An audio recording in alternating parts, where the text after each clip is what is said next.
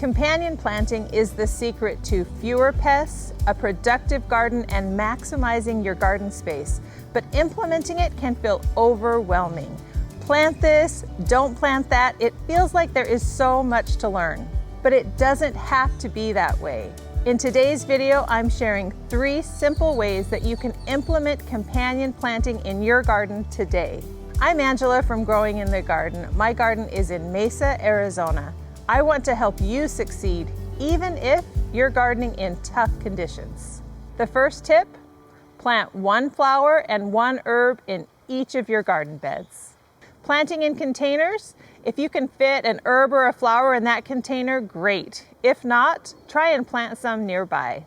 Planting several different types of herbs and flowers throughout your garden will attract a wide variety of beneficial insects and pollinators. And that is who will do the heavy lifting of pest control in your garden.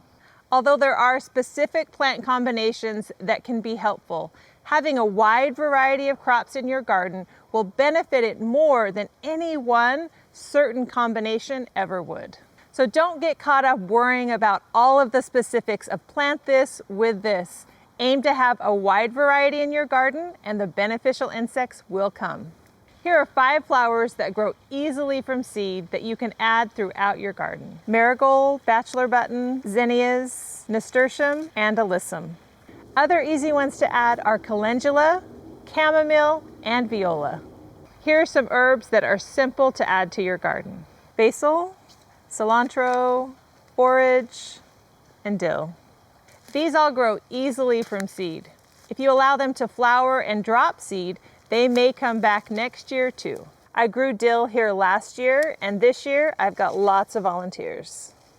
Keep your warm season and cool season companion plants in mind and tuck in a seed or 2 in each bed when you plant. The next companion planting tip is to interplant crops with different timing to maximize your garden space. Here's a couple of examples. If you're planting carrots and radishes, plant them at the same time in the same area. The radishes will finish first and naturally thin your carrots for you. I harvested the radishes, and now my carrots have plenty of room to grow. Plant long season crops that will eventually need a lot of room, like cabbage and cauliflower and broccoli, next to quick to harvest items like spinach and lettuce. Once you harvest that spinach and lettuce, there'll be plenty of room for that cabbage to grow wide. When artichoke season finishes, I'll cut this plant down to the ground. And then I'll plant sweet potatoes in this area. They'll grow up over this and protect the crown during the hot months of summer. Look at the crops you're growing and find ways to maximize the timing of planting crops in your garden. My third and final tip is to look for plants that can share space and benefit each other. In nature, plants don't grow in neat rows. They intermingle and form symbiotic relationships. Think about the crops that you're growing and look for complementary opposites. A classic example is the 3 Sisters garden of corn, beans, and squash. In a 3 Sisters garden, the corn becomes the pole for the pole beans. The beans enrich the soil with their nitrogen-fixing ability and help support the corn in the wind.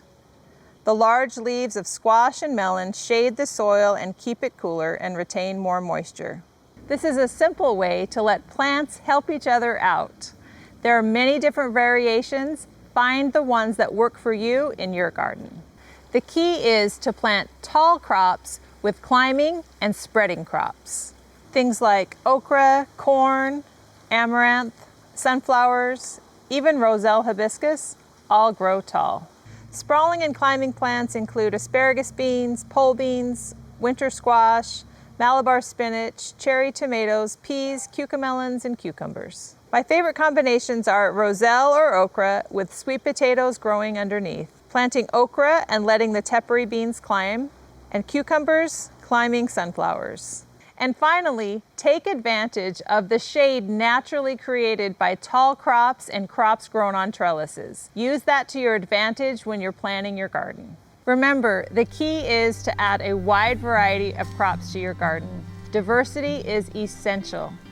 You don't have to know everything about companion planting to get started.